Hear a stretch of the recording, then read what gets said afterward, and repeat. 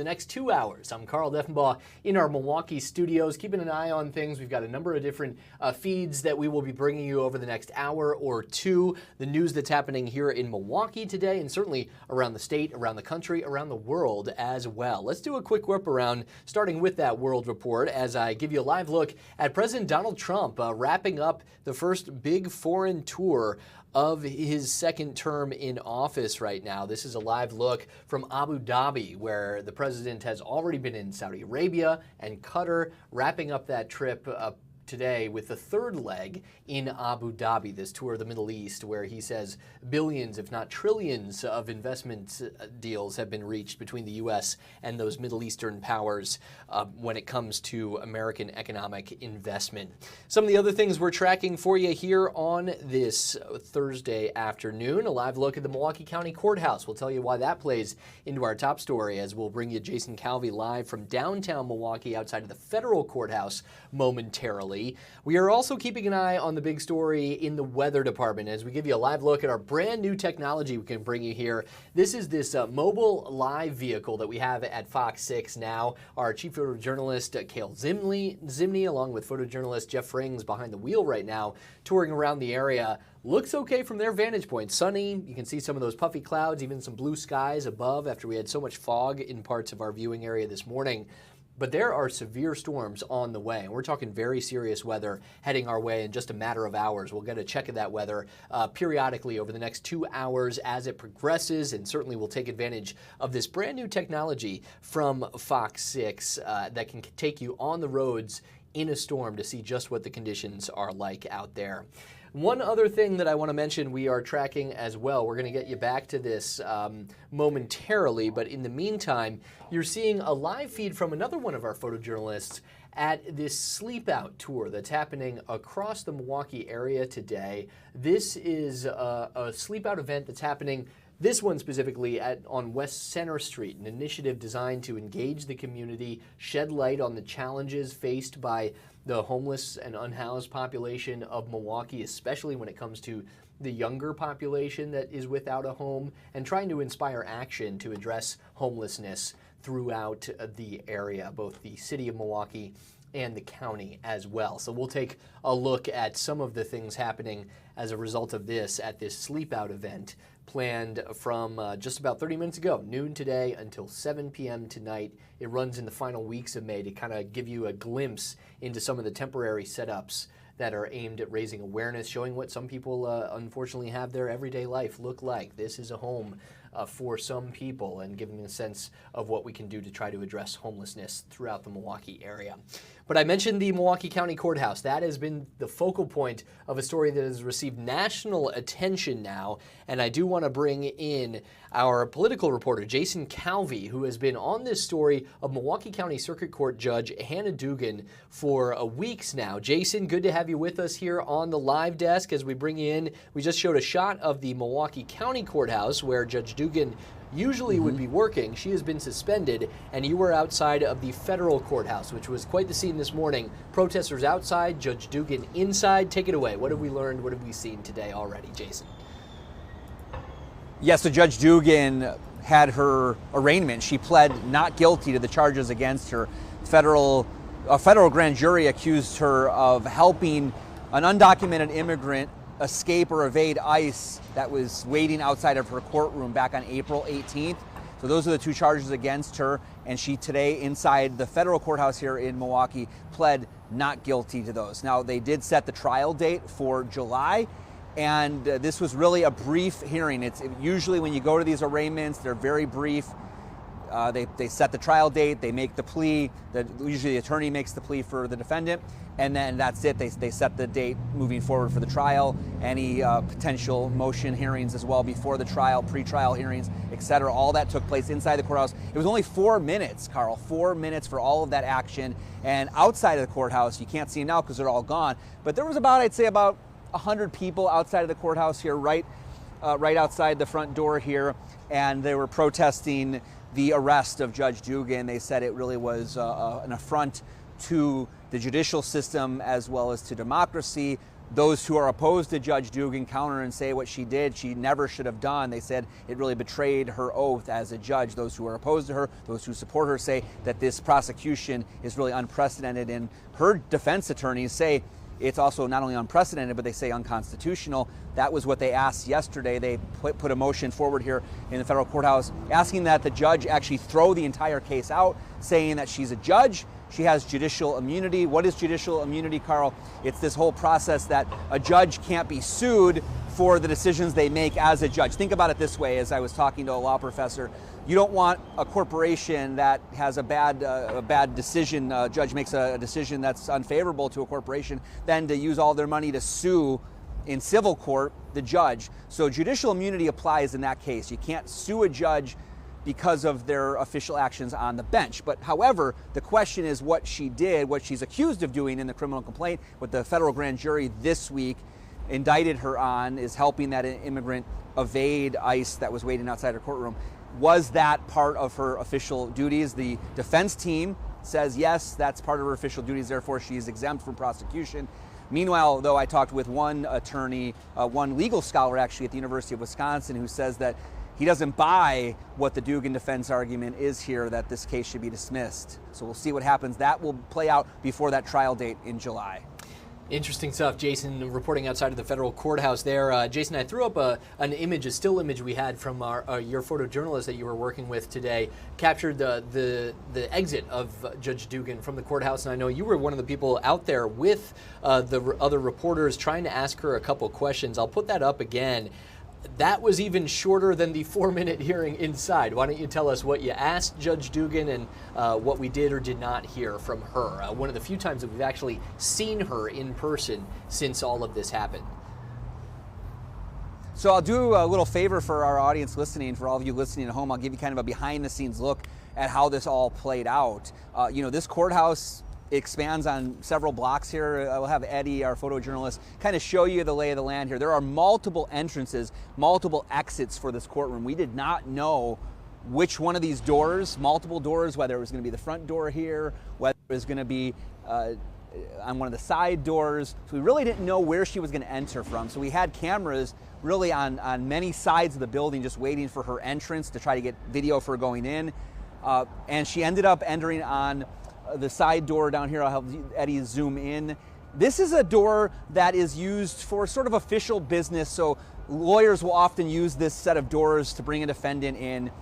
Normally the public, the people that are just here for, to visit the courthouse wouldn't use this door, but for official business, for appointments, things like that, if you have a court hearing, you would use these side doors here, and that's exactly where Judge Dugan, she had an SUV bring her in here. She was joined in that SUV by her attorneys that went into the federal courthouse here in Milwaukee. And so we waited there. We had cameras that were waiting for her on all the different exits. We didn't know, again, where she was going to exit the building, but she did end up exiting from the same door which she went inside. So we waited for her there, and I was the only reporter that was able to ask her questions. And we really asked her, if she had the chance to do it again, would she do this again? What she's accused of doing, right? I mean, it's all laid out in that federal complaint. She's innocent until proven guilty. She'll have her day in court to defend her actions or to challenge the actions.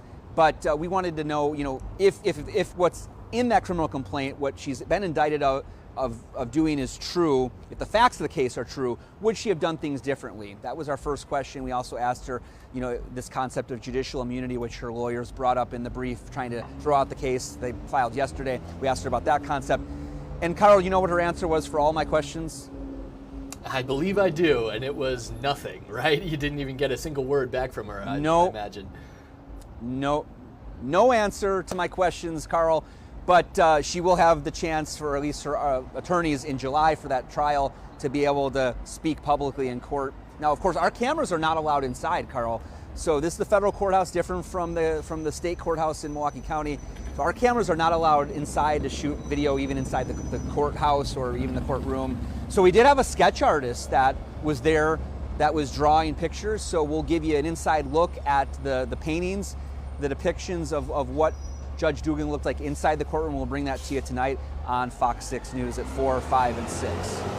I'm also going to pop up, Jason, here again, a shot of the Milwaukee County Courthouse once again, because that is the crux of it. That is where all of these interactions took place that then led to this federal grand jury and now the charges against Milwaukee County Judge Hannah Dugan. Let me ask you about the timeline as well. So there's kind of two separate things at play here. The trial, we have that date for July, but then the possible motion to dismiss the charges all in all, that would have to play out first, right, before a trial would actually begin.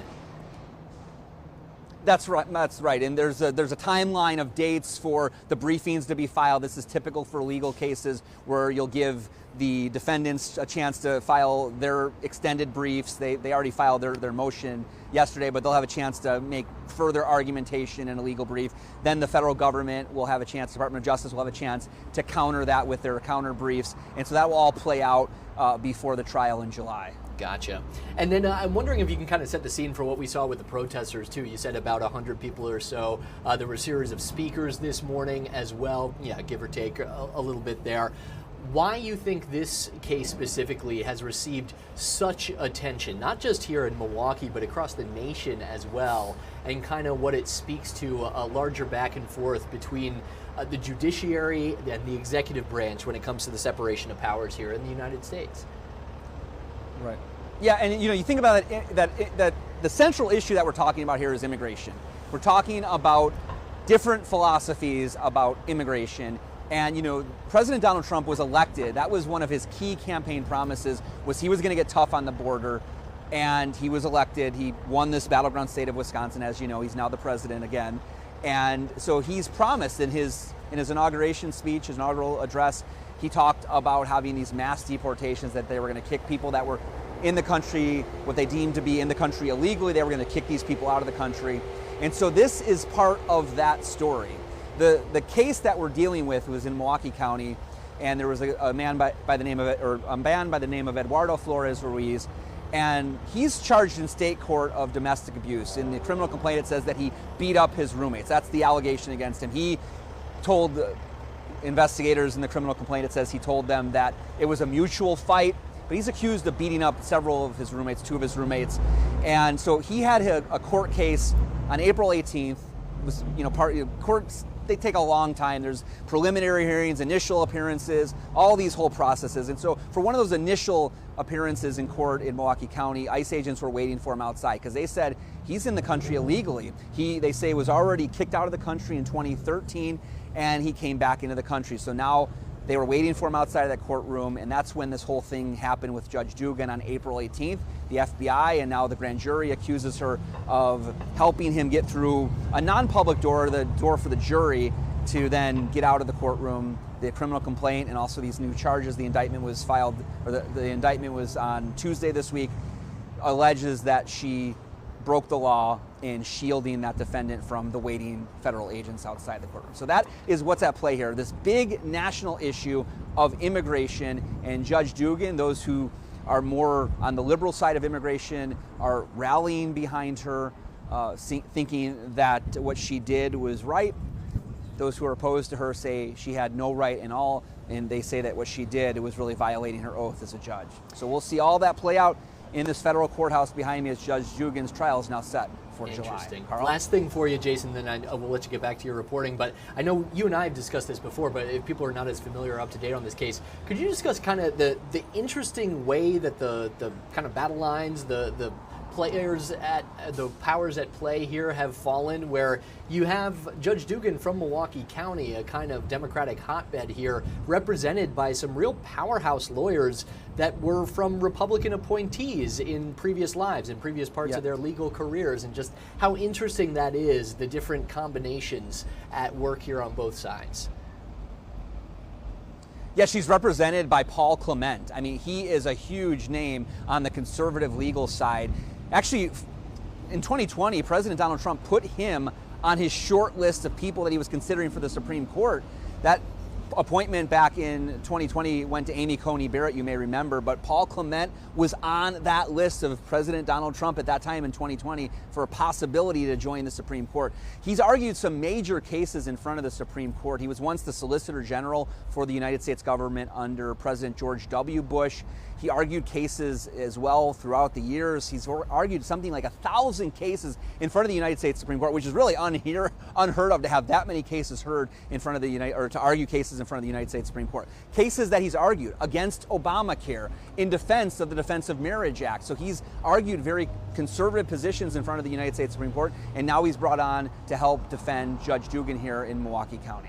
Yeah, it's quite interesting to say the least. And then, of course, you also have the Wisconsin Supreme Court, a state Supreme Court, which is now under liberal control, that has suspended Judge Dugan as well. So the different ways that things are broken down, quite interesting. All right, Jason, we'll let you get back to it. Thank you, as always, for breaking down a very complicated issue, but a story that has received national attention of interest to so many, not just here in Milwaukee or in Wisconsin, but around the country as well. Jason, thank you very much. We'll look for your reporting later on Fox Local. Thanks, Carl.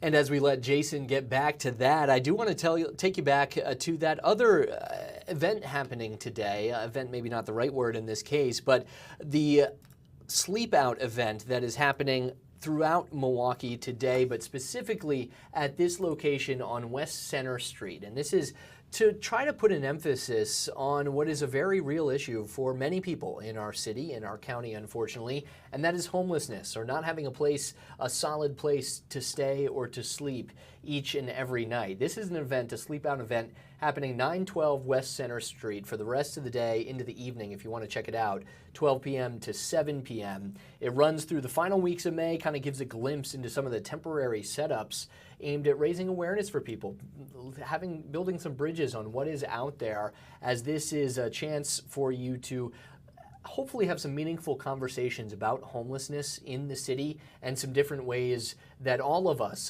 from leaders in the city and the county to those of us just in normal other jobs, can try to address this and work with this. It's a pop-up event that was supported by a number of different organizations, including Mission of Christ, the Lindsay Heights neighborhood, the Amani neighborhood, Covenant House, along with the city of Milwaukee and other organizations. Now, these temporary setups are going to be removed by May 28th, so you do have a chance to go out and see them. Today's event, tour hours 12 p.m. to 7 p.m. I should note we are getting severe weather likely at some point later this afternoon into evening, so if you're interested in going and learning more and having some of those conversations, do it early, not late, because that may not be the safest place to be once some of the severe weather comes through our area. It's an interesting concept, though, and certainly one that is very real to so many people living in the Milwaukee County area and the city of Milwaukee specifically. So the Sleep Out event happening again, 912 West Center Street, trying to raise awareness for what is very real for so many people, homelessness, or trying to find a solid foundation, a place to live, and then kind of build your life off of that here in our city. Again, that's happening right now. If you wanted to go and check it out, we have a lot more to tell you about here in Milwaukee, as well as around the country and around the world. We'll try to get you another clip of President Donald Trump attending his latest state dinner tonight in a different Middle Eastern country. We'll try to work on that for you. In the meantime, though, we do have to take a short break here on the Wisconsin Live Desk, and we'll be back right after this.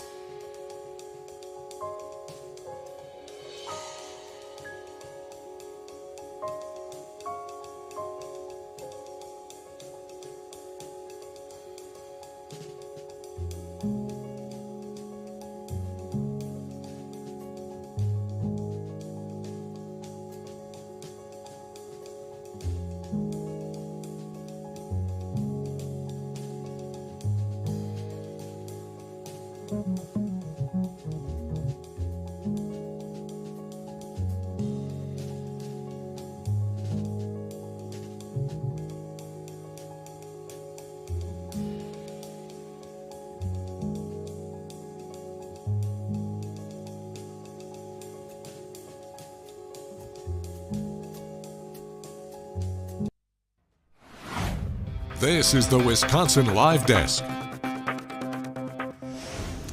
Hey, good to be back with you here on the Wisconsin Live Desk. Carl Deffenbaugh hanging out on this Thursday afternoon, and we are all kind of watching the weather, whether you're one of our weather experts or not, a meteorologist trained and receiving that seal, or just the rest of us kind of keeping an eye outside at some of the different things that are coming our way. This is a live look at Brown Deer right now, where our studio is, just north of Milwaukee. You can see the blue skies and sunshine. That's fantastic, but that will not last the rest of the day. In fact, what's coming could be potentially very serious for much of our viewing area, much of the state of Wisconsin. So let's get out to the latest and greatest technology that we have here to offer from Fox 6 with a, let's just say, very cool cat in the passenger seat there as our chief photojournalist, Cale Zimney, joins us live right now. Cale, I know you are sitting in that seat of something that you've been working quite hard.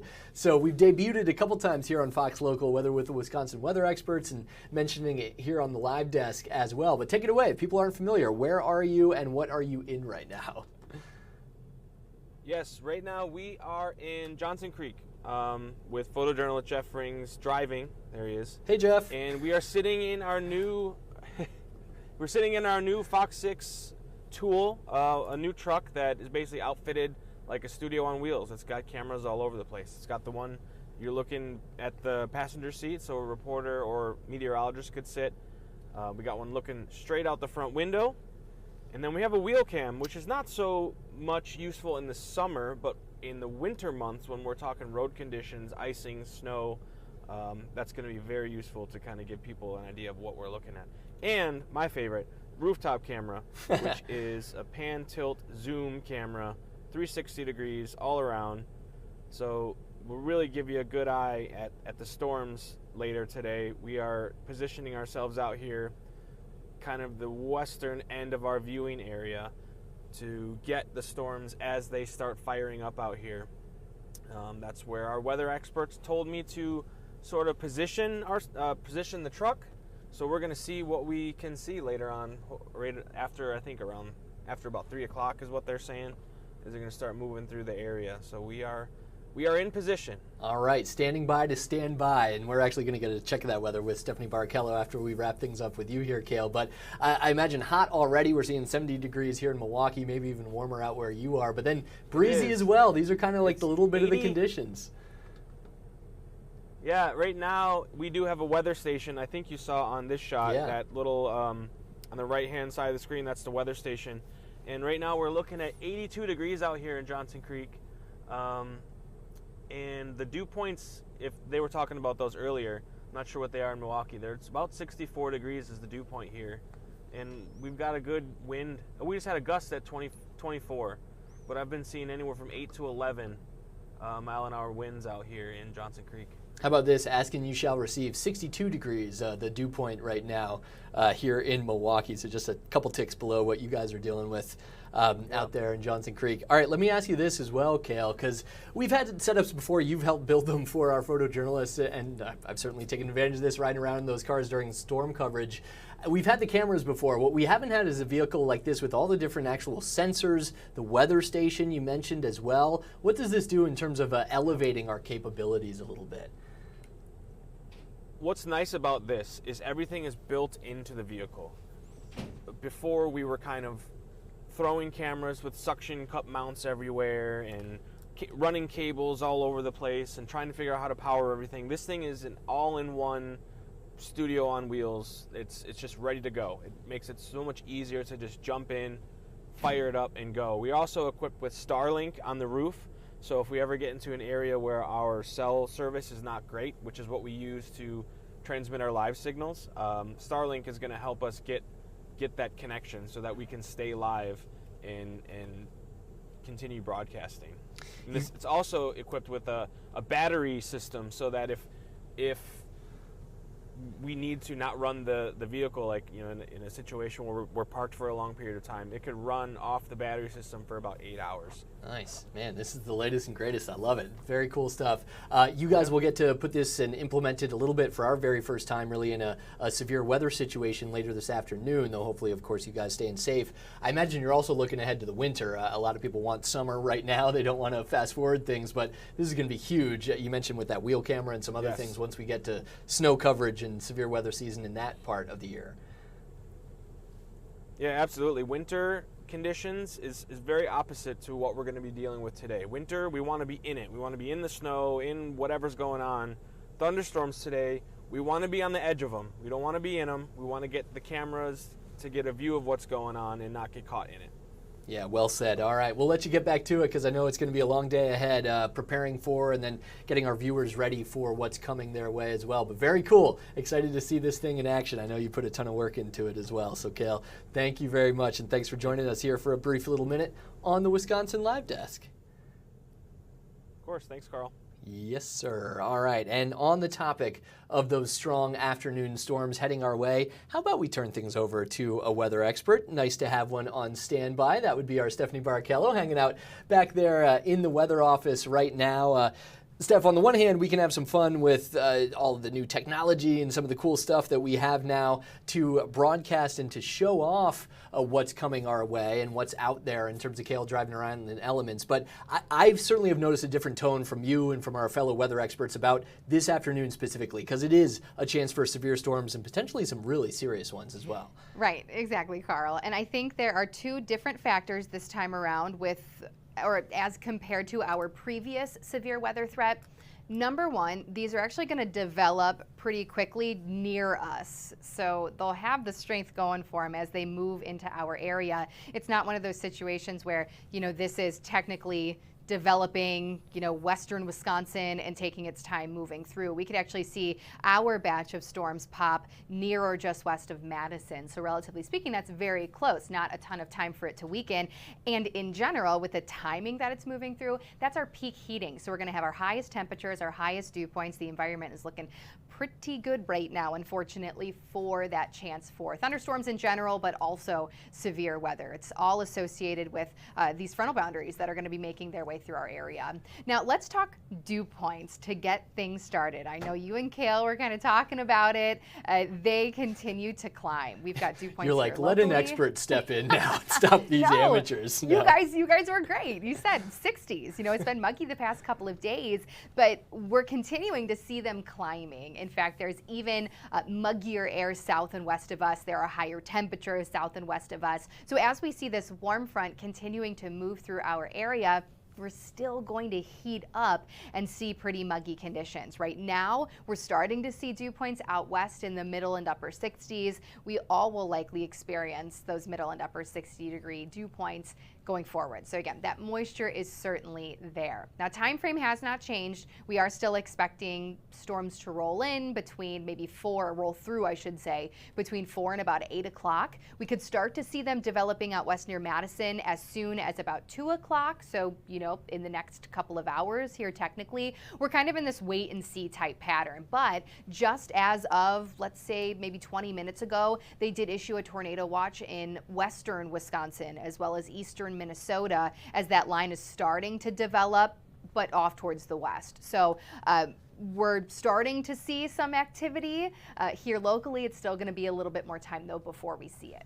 All right. The other thing that I kind of noticed from you guys going through the forecast this morning with Rob Haswell and then Holly Baker, your colleagues back there in the weather office, not just the chance of tornadoes possibly mixed into this, but the strength of those tornadoes. Again, possibly. There's no guarantees here, right, but that certainly caught my attention as well. You guys were saying that there's at least the chance these could be stronger than kind of those EF0, EF1s that we occasionally will get in Wisconsin.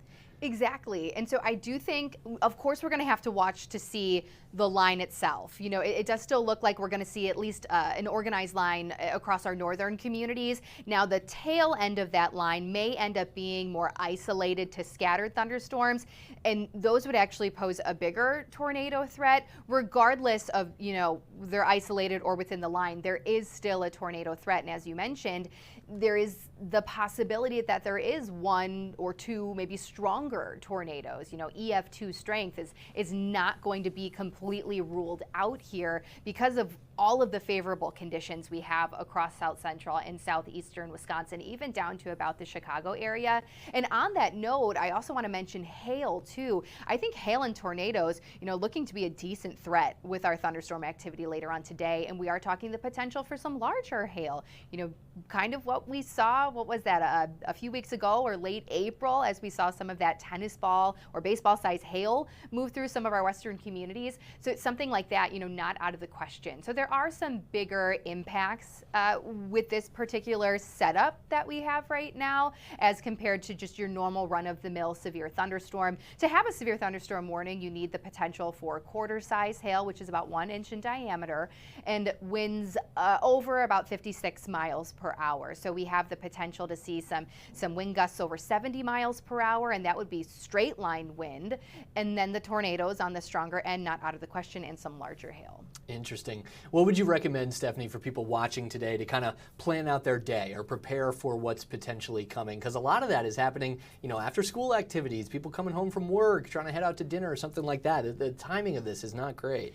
It's not. Between that 4 and 8 o'clock time frame, we could be commuting. I know a handful of my daughter's friends are going to be at practice, 4 to 5 p.m. So it is definitely a busy time. It is not favorable for most people.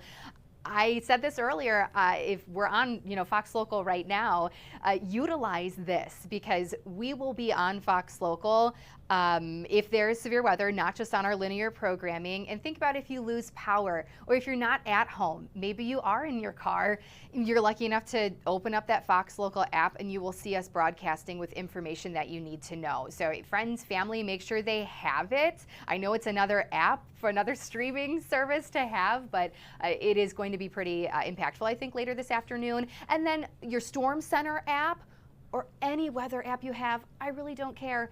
Make sure your notifications are turned on so that if a watch or a warning are put into place, you get that alert on your phone. We're attached to our phones, right? Just make sure you have alerts turned on. And if it is a strong enough warning, any tornado threat, but also with severe thunderstorm warnings, they kind of have a ranking. If there is the potential for over 70, 80 mile per hour winds, you will get one of those loud alerts to your phone, those emergency alerts. That will go off. Again, they have to be turned on, but that will go off no matter what if it is one of those higher end severe thunderstorm warnings or any threat for a tornado. So it sounds so simple, but I know a lot of us, we turn those notifications off because we hate getting them. Today's one of those days where you want to turn them on. And Carl, I'll be honest with you. You know what I did before I came to work today? I brought out the flashlights. I charged the iPads. I even packed a little bag with a couple extra diapers and pull-ups and clothes. It seems excessive, but you just never know, and it's always good to be prepared. Yeah, and you hope you don't need it, but at least if you do, you have that. You have that ready. That's some good recommendations. I might do the same once I get home after this. Thank you for that tip, Stephanie. I know you'll be here kind of in the thick of it throughout the rest of the day today. I even had a friend text me saying that he's already heard of indoor activities for tonight that are wondering, like, should we postpone? Should we cancel? Just for the sake of people, coming to and from, even though the building itself would be perfectly fine to be inside during these storms potentially. So yeah, it's a concern, and it's coming during an unfortunate time of the evening and afternoon for us, but that's why we're very thankful to have Stephanie and the rest of the weather experts back there. Thank you so much. We'll check in with you, I'm sure, later a little bit here on Fox Local and on the Wisconsin Live Desk. Thanks, Steph. Sounds great. Thanks, Carl. All righty. And with that, we do want to take a short break here on the Wisconsin Live Desk. There's a lot to get to, a lot of big stories today, whether it's the appearance of Judge Dugan downtown in federal court, whether it's what's coming with these strong afternoon storms as well. The news is happening pretty much by the moment here in Milwaukee today. We'll be right back after this break on the Wisconsin Live Desk.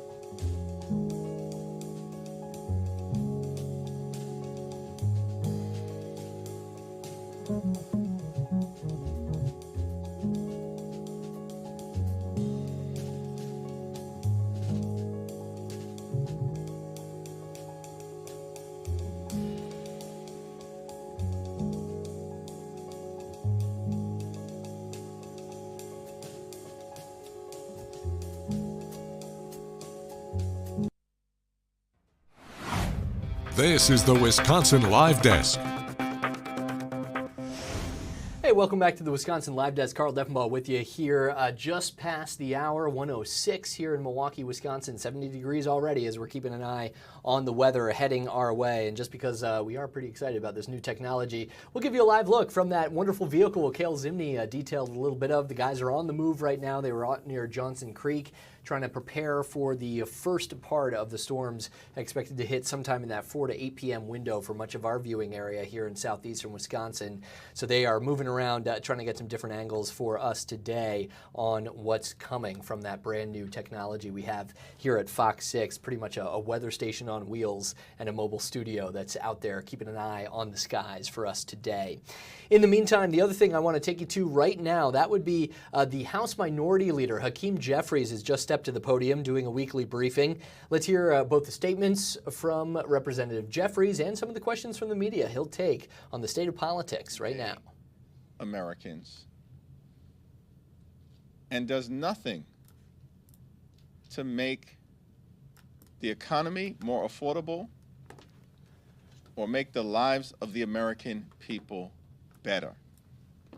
Which is why, as House Democrats, we will continue to strongly oppose this bill. As members of the Energy and Commerce Committee, the Ways and Means Committee, and the Ag Committee did exceptionally well and in a unified fashion throughout this week. Questions? Thank you for having us. Can you be more specific about what would happen if there were to be an arrest?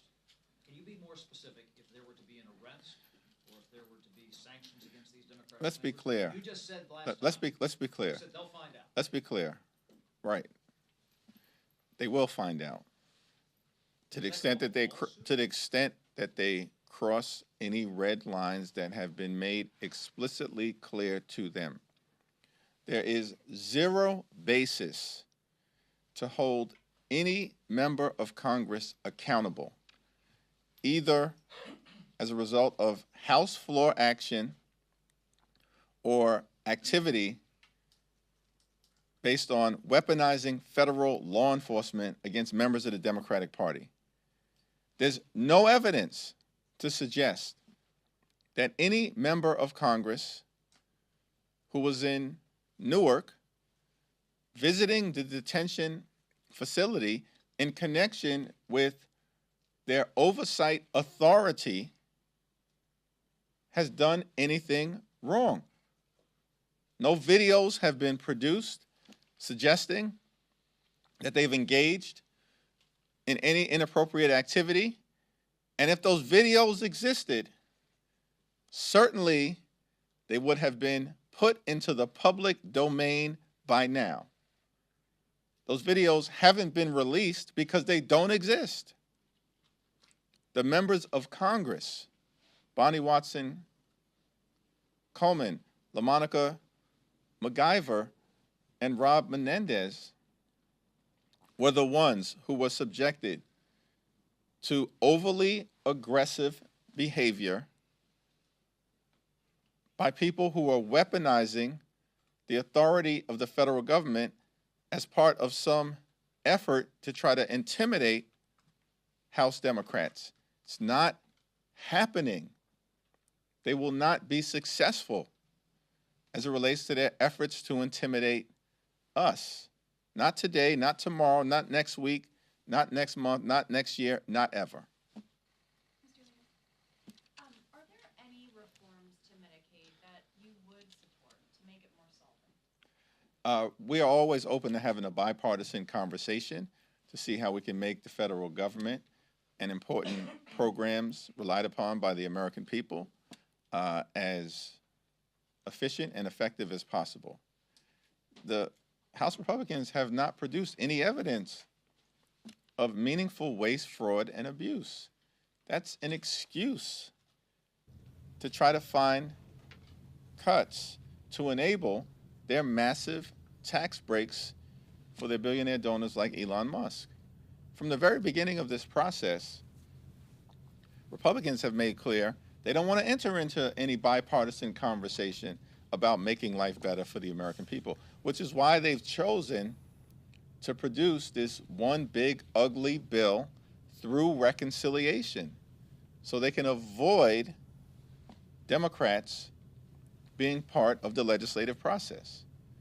To the extent this thing falls apart in some way, shape, or form, then as Democrats, like we've made clear from the very beginning of this Congress, we'll work with anyone in good faith who's actually committed to improving the quality of life of the American people and building an affordable economy.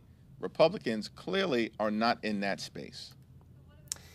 That is the House Minority Leader, Hakeem Jeffries, there answering questions from the media, also seeing where the battle lines are being drawn, specifically when it comes to President Trump's so-called big, beautiful bill. Of course, Jeffries switching that around, calling it an ugly bill there when it comes to the possible cuts and the issues that Democrats want to see funded and supported when it comes to government spending.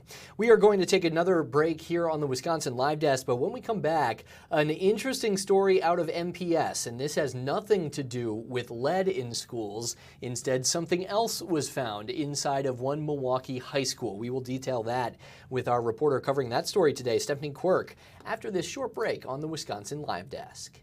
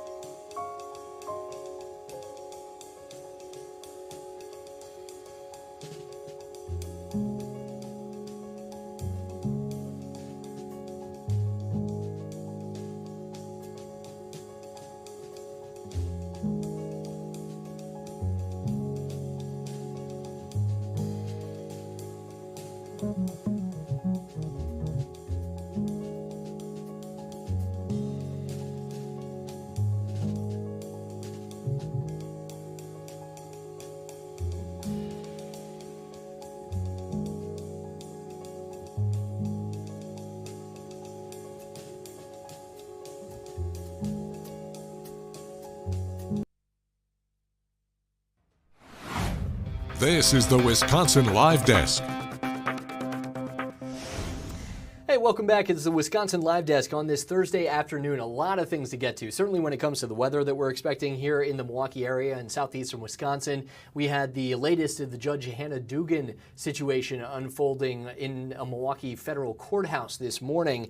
And now we are going to get you to a story about MPS. And unlike many of the others that we've covered recently, this has nothing to do with lead in schools. It doesn't have to do with the district's finances, but it is still very much a concern and one that is involving the Milwaukee Health Department. And anyone who's squirmish at all is not going to like this one. As we bring in Stephanie Quirk, our reporter covering this story for us today. Steph, I don't know how you feel about mice, rodents, rats, and the like, but take it away. What does this have to do with the story you're covering outside of a Milwaukee high school? Yeah, Carl, that's right, and it does actually concern the health department because there's a pest problem at Pulaski High School, which is an MPS school. Now, we're told actually by the health department that they did an inspection on Tuesday and they found rodent droppings, mice droppings in a variety of areas around the school, in the school's main food area, in the staff break room, near the serving line, and a variety of other areas. They also discovered a dead mouse in a trap. So basically the health department, they ordered this report, or they made this report ordering the school correct all these actions. For example, they found holes in some of the areas, doors and doors and walls where these mice may have entered, to correct those actions and also just to clean and inspect, and then they're going to reassess in a week. But Pulaski High School here, they actually stopped all food operations for now. So the food is actually being prepared off-site at a different school for students here. But we talked to a parent who took her kid out of school because she's just not comfortable with her student, or her child rather, learning in an environment. Yeah, you certainly can kind of imagine why, for sure. And I, honestly, when the story first came out, I just thought, man, Milwaukee Public Schools cannot catch a break, right? There's been all these series of buildings closed for the lead issue, and now it's a separate building closed for something else entirely. Clearly serious, but a different issue. Oh my gosh, yes, 100%, and that's kind of, yeah, she was frustrated. She's like, I don't even think these kids should be in school, that kind of thing. So that was her decision in pulling her student out here, and we're actually waiting for pickup that will happen around like right after 3 o'clock today to talk to more parents about this. But from what I understand, they're actually preparing meals off-site. But you're right about the squeamish part, because in that report that the health department, that FOX6 that we obtained from the health department of the inspection, those pictures, it shows the droppings and one of the dead mouse they found, and definitely gave me the chills a bit. Yeah, I would say I'm not one who is particularly squeamish, but you still hate to see what you see in those pictures. And if you want to see, there's separate reports here on Fox Local or fox6now.com with those images from the Milwaukee Health Department. Besides just being squeamish and not wanting it, obviously this is near food. What have you found out kind of looking into the potentially harmful effects that could have? Now, the Milwaukee Health Department and MPS, we should say, says that there was not any issues with the food. As you said, they're taking precautions to make that food off-site anyway. But what are some of the concerns that you've found as you've reported on this story?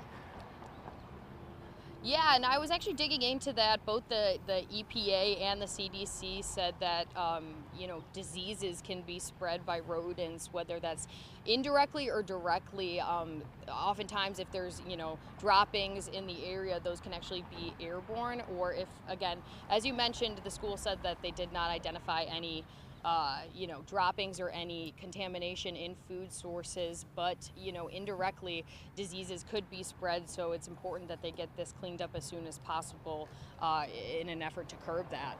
What's the timeline going forward too, Steph, for when they will do some follow-ups and give either, okay, we're all clear, we're good to go, or hey, you still need to do more work out here? Yeah, so the health department in that report said that it plans on returning to Pulaski in a week. Its inspectors will come back and reassess the building, make sure that those orders of compliance were done. Those include, patching up holes in those doors and walls that they found that could have potentially been an entry point for the mice. So patching those up, as well as, cleaning those areas where those droppings were found, making sure they're keeping up to date with cleaning that, and also following up with, inspection and making sure that they are trying to diminish this problem here. Again, as you mentioned, the health department said that this is not classified as an infestation. Of course, they want to curb it before it would hopefully get to that point. So MPS did say that it is tackling those issues, and then May 20th, sometime around then, so in about a week or so, they'll come back and reassess. All right, we shall see, and I'll be very curious to hear what you get from parents today, just about a couple hours from now when school gets out. I'm sure it's quite the topic of discussion on the different parent chats, and certainly between the students and their parents. Steph, nice alliteration as well. Made me go back to, unfortunately, the beginning of the pandemic, right? PPE was the personal protective equipment. You're covering PPP today, the pest problem at Pulaski. There you go. You can steal that one if you want it. It's very nicely done. All right, we'll let you get back to it. Look for Steph's reporting from Pulaski later today on Fox Local. Steph Quirk reporting for us today. Thank you very much. As we get ready for the changeover time, about 10 minutes to go here on this first hour of the Wisconsin Live Desk, Ben Handelman will be taking the reins from me around 1:30. Still a lot to get to as we get closer and closer to those impactful storms coming our way here in Wisconsin today. We're also seeing what the minority leader of the U.S. House is still discussing out there. Hakeem Jeffries still at the podium. We're going to take a short break here on the Wisconsin Live Desk. Got to pay some bills, and then we'll see what Jeffries says on the other side.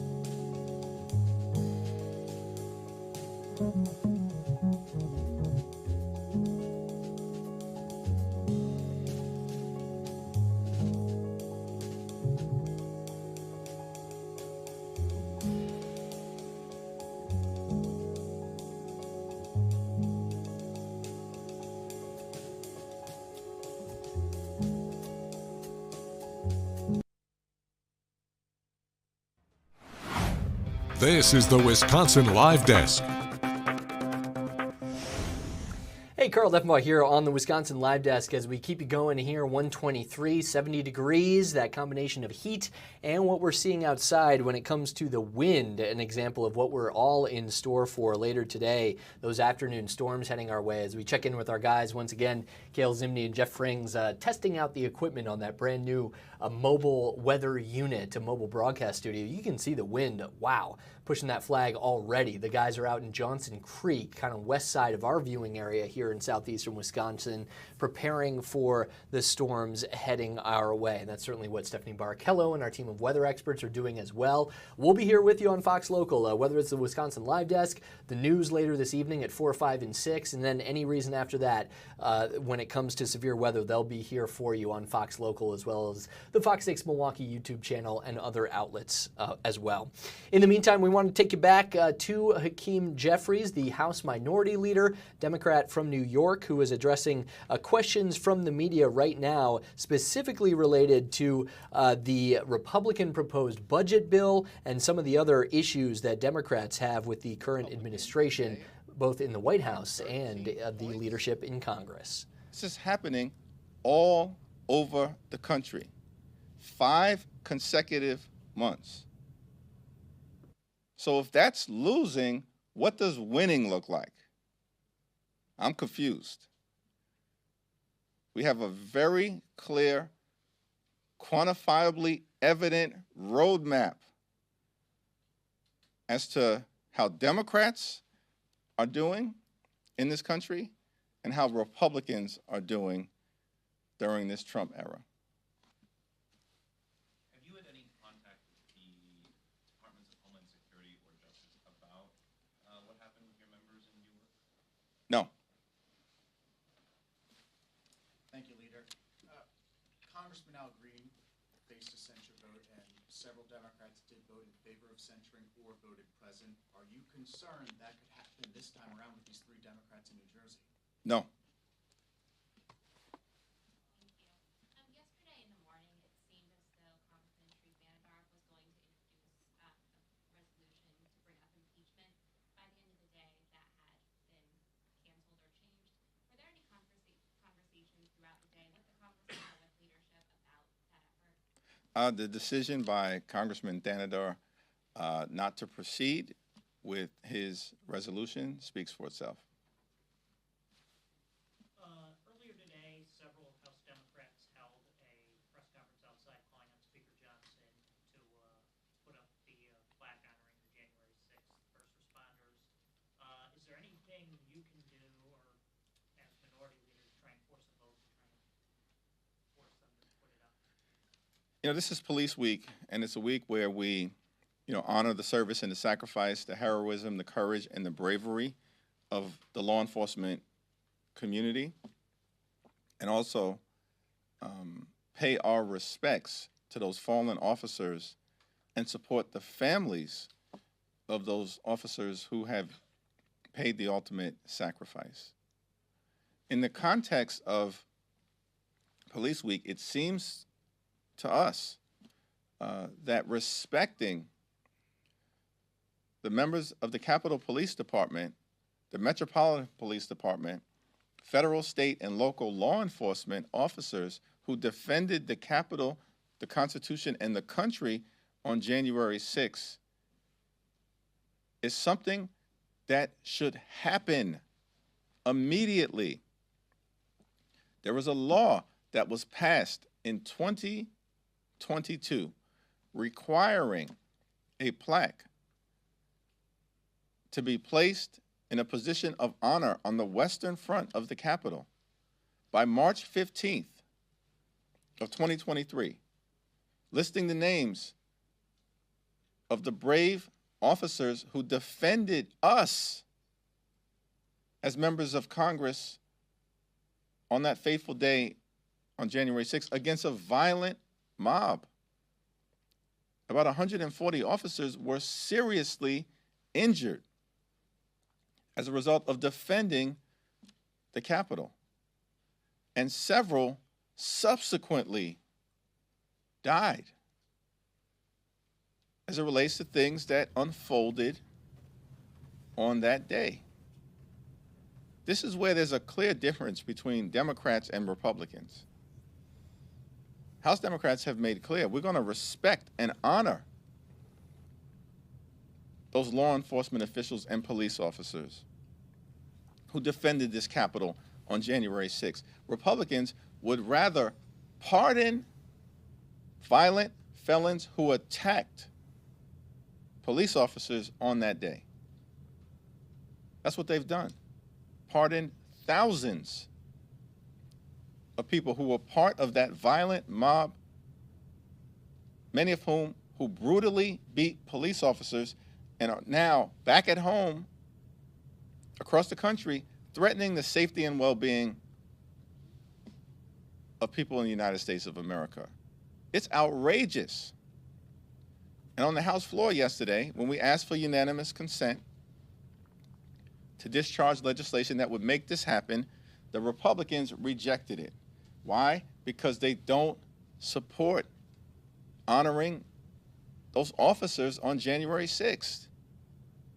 And they should be held to account for it. The reason why the law hasn't been complied with and a plaque hasn't been erected is because Republicans, directed by their puppet master, Donald Trump, have been told, try to erase January 6th as if it has never happened. Erase January 6th. You pardoned violent felons who brutally attacked police officers on January 6th as part of some effort perhaps to overturn the results of an election where Donald Trump was defeated by Joe Biden. And we're going to stay on this case until the officers who defended the Capitol of the United States of America on January 6th are treated with the dignity and respect that they deserve. Thank you. That is the U.S. Minority Leader for the House of Representatives there, Hakeem Jeffries, finishing up his statements today.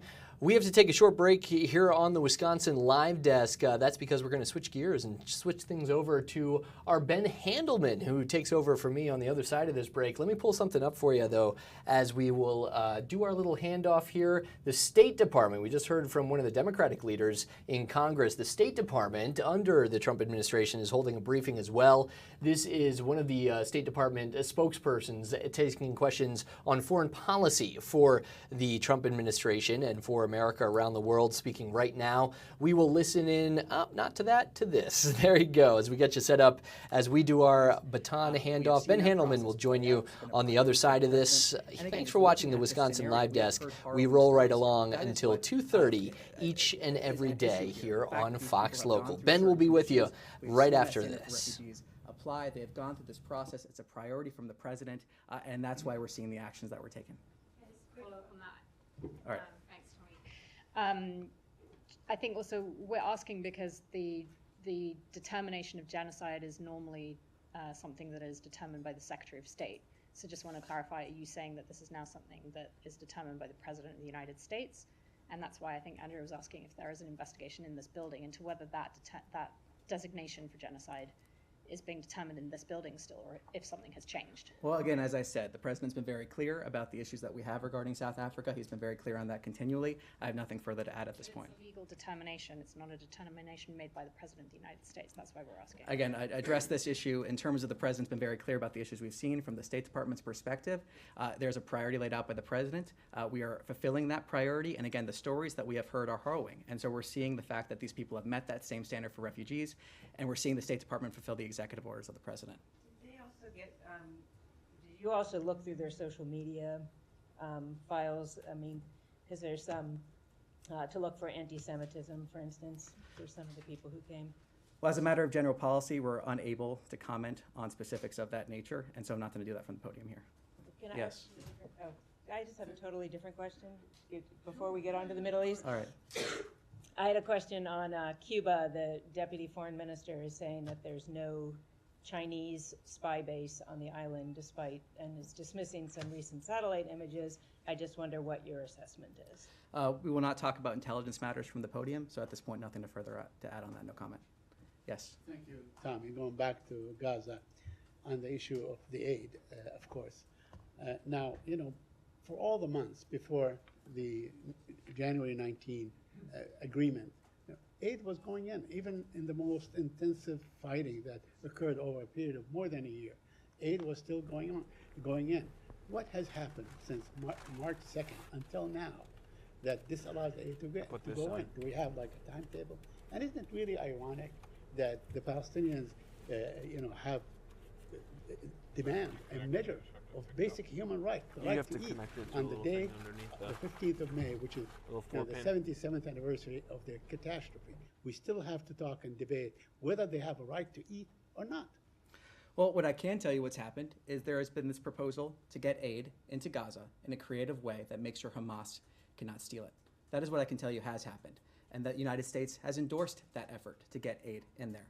So that is what has happened, and what I can also tell you what happened is on October 7th, Hamas coming and committing atrocities. Hamas bears sole responsibility for this conflict, but as the Secretary just described, we care about the humanitarian situation in Gaza. That's why we have endorsed this measure to get aid in there. That's why we have seen this be a constant topic of conversation here at the podium and elsewhere. And what we are seeing from the Gaza Humanitarian Foundation's announcement is a creative way to get in there and make sure aid is reaching the people that actually need it. Do we have a timetable for this? I mean, can we say like in 2 weeks, 3 weeks, a month, the aid can go in? Well, look, what we're looking to is that delivering of aid by the end of the month, but ultimately I refer to the Foundation for more details on the specifics of that. Yes. Thank you. One follow-up on Gaza, and I will also ask on Syria. Can you provide us more details about who will, fund this new foundation, Gaza Foundation, and what role the U.S. will actually play in the aid delivery?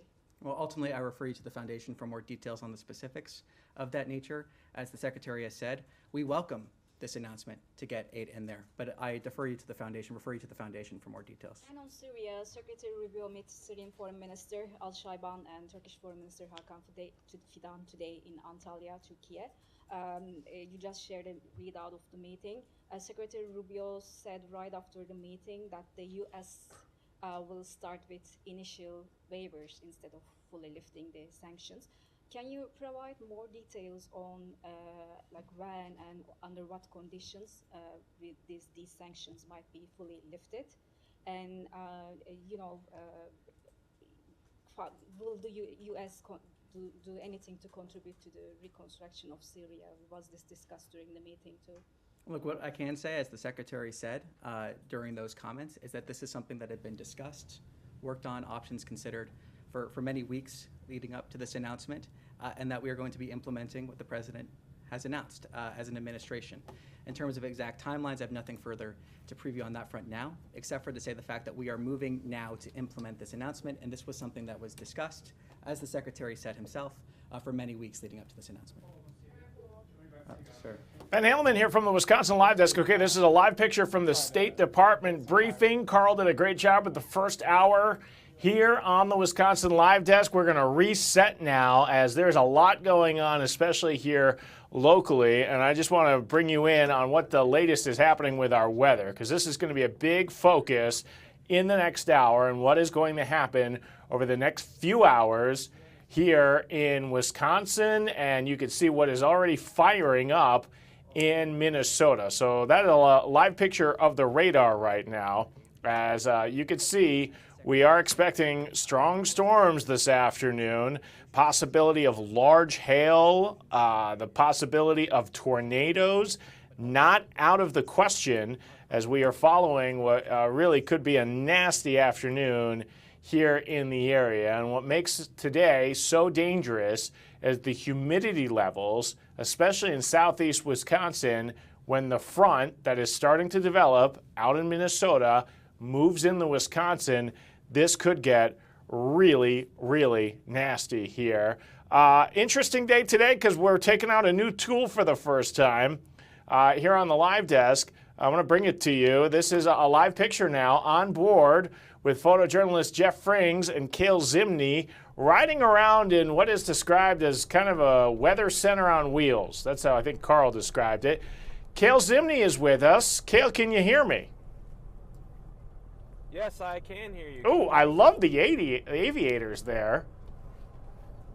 Okay. It's bright out. The sun is shining. It's about 85 degrees right now where we are, just heading west of Johnson Creek. Okay, I got to ask you, okay, because we're watching the storms starting to fire up in Minnesota here. This is a live picture I have actually from Eden Prairie, Minnesota, and the skies are starting to darken there.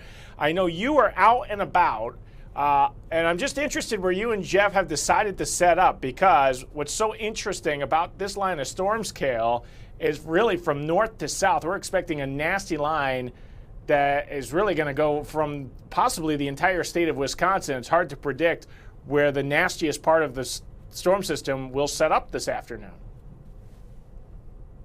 Yeah, we are 94 right now, heading west. We're in between Johnson Creek and Lake Mills. We're going to kind of set up at the western edge of our viewing area. That's where our weather experts kind of gave us a heads up of where they think would be a good spot for us to start seeing those storms pop. So we are just driving around right now, waiting for those storms to start firing up. And you can see out the front here, it is sunny. There's some clouds in the sky. Temperatures 85.4 degrees, dew point 64.4.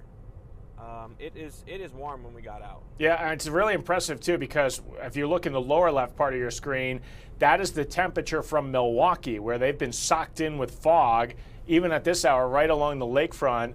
As I've got a shot here, that is downtown Milwaukee. Look at all the fog that is there. So they are 15 degrees cooler than where you are, Cale. And things are really heating up out west, and that is the concern, because, yeah, it looks beautiful with all the sunshine, but those are the ingredients that these storms need, Cale, to fire up this afternoon.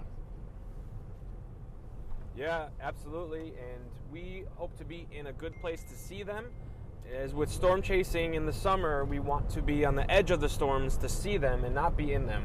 Whereas in the winter, we want to be in the thick of it. We want to be in the snow. We want to be in all the conditions. But with these types of storms, we definitely don't want to get caught in them. Right, and I know you've got a lot of experience in storm chasing, Cale, and we've got this new tool. I know you kind of talked about this with Carl, but if you're just joining us here on the Wisconsin Live Desk, I'm not sure, what are we calling this SUV right now? We need a good name for it. We don't have a name for it yet. Yeah, we don't have a name for it yet because it's a multi-use production vehicle. That is a terrible name. We need a much cooler name than multi-use production vehicle. But I'm just seeing, I mean, this is one of the cameras we've got on top. What are we looking at there? I mean, it looks like it's got like a little mast of some sort. Is that another camera on the back that camera's looking at? So what we're looking at in the middle there, that's the weather sensor.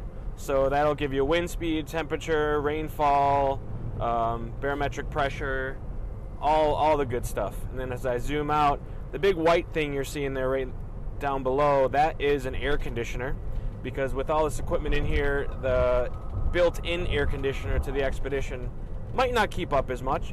And then this white right here that looks like a big table is actually a Starlink satellite receiver. So we can have internet anywhere we are. Yeah, in case cell service goes down, we're going to still be connected so we can continue to broadcast live for everybody. Okay, we're going to continue to watch the storms. Again, the timing really between 3 and 8 or 4 and 8 is when the storms might pop. We're going to talk to Stephanie Barrichello in a second here. Cale, you said it was hot and steamy from the moment you kind of headed out west. What's your day been like? I mean, could you really feel the temperature difference as you started moving? From when I left Brown Deer, we left at like 11:30. It still kind of had a little chill in the air. Like you could still feel like that kind of cool breeze off the lake.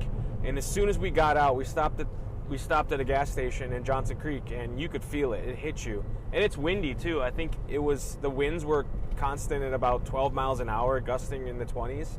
So it's a hot wind. You can definitely feel the humidity in the air.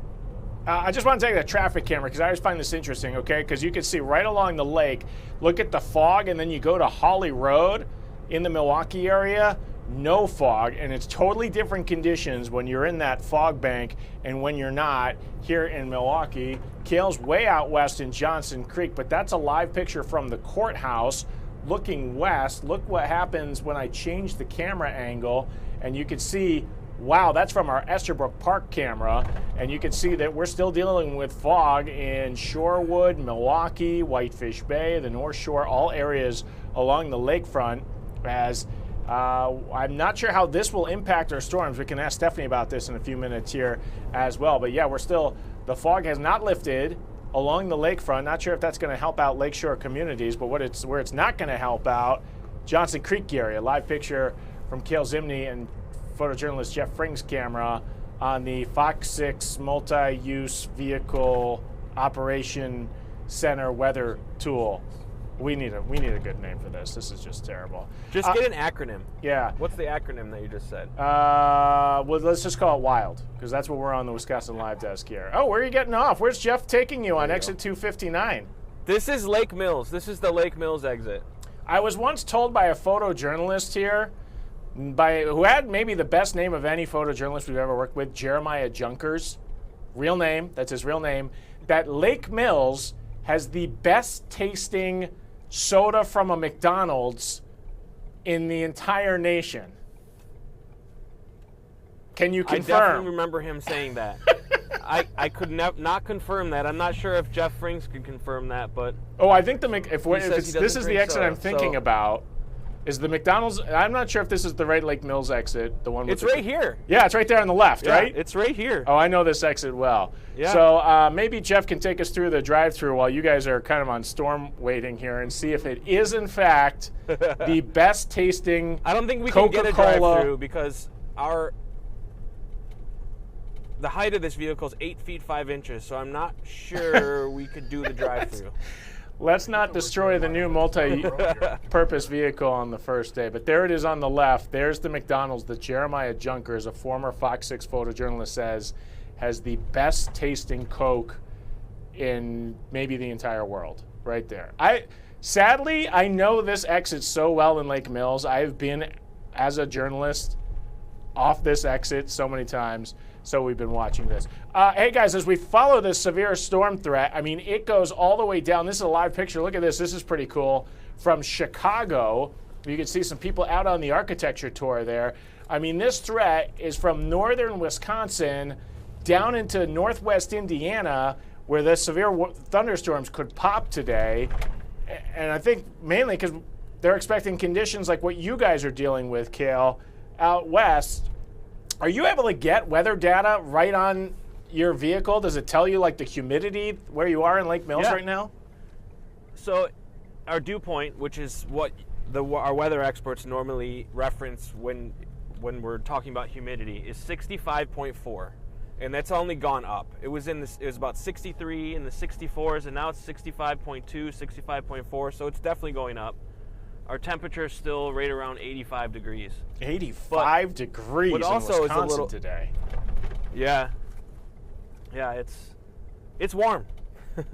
Do the aviators help or hurt when you're storm chasing? I feel like they're a must-have. Right now, they help and hurt because it's bright out. Right. Some of my monitors, if you've ever worn polarized lenses, sometimes you got to turn your head depending on how you're looking at a certain monitor because it's going to like darken it out.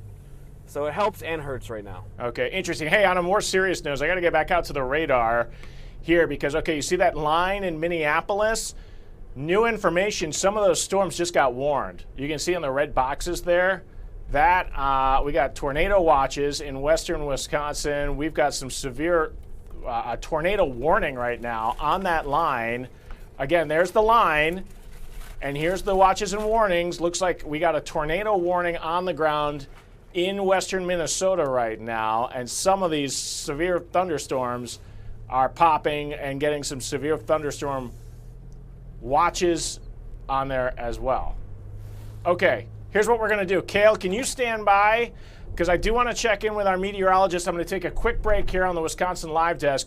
When we come back, Stephanie Barrichello is going to join us. Stay with us. You are watching live here what could be a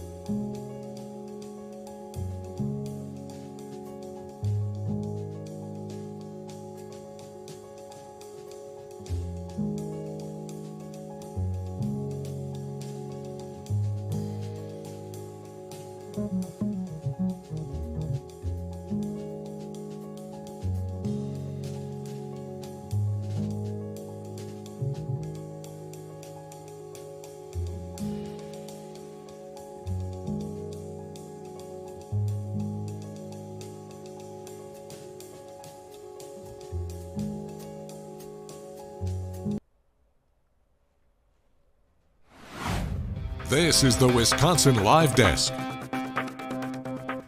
Ben Handelman from the Wisconsin Live Desk. It could be a very active afternoon. Tornadoes, large hail, wind damage, all a possibility. And there's some breaking news here as we've got some new tornado warnings just outside of Minneapolis. This has just popped. Looks like they've got 2 tornado warnings currently in the state of Minnesota. And this front is what is moving in our direction here in Wisconsin. I want to bring in meteorologist Stephanie Barrichello, who has been watching this. All right, Steph, what are you seeing out there in Minnesota?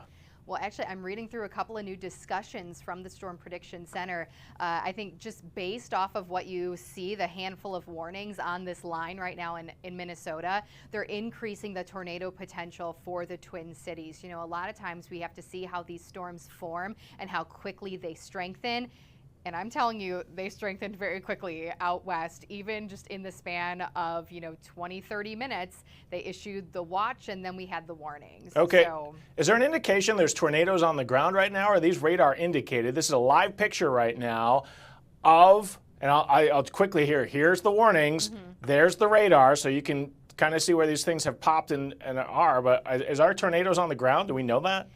there were reports with that bigger tornado warning cell. In fact, here, keep this radar up, and I'm going to pan it off a little bit to the west so that you guys can actually see what's going on here.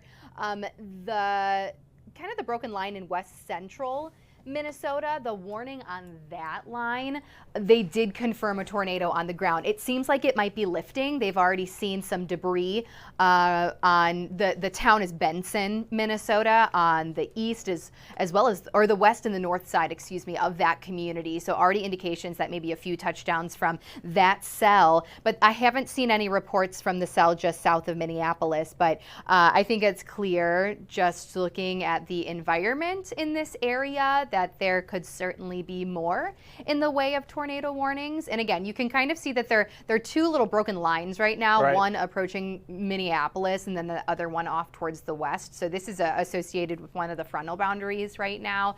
And we'll continue to watch this moving northeast. We are still expecting development here. It may more so be like a tail end of this line, closer to Madison, maybe between 2 and about 4 o'clock, and then we'll see it shortly after that. So we're still playing the waiting game here. But I really do think this is a good indicator of what these storms could even produce here locally, because we have the heat, we have the moisture, as you and Kale were talking about earlier.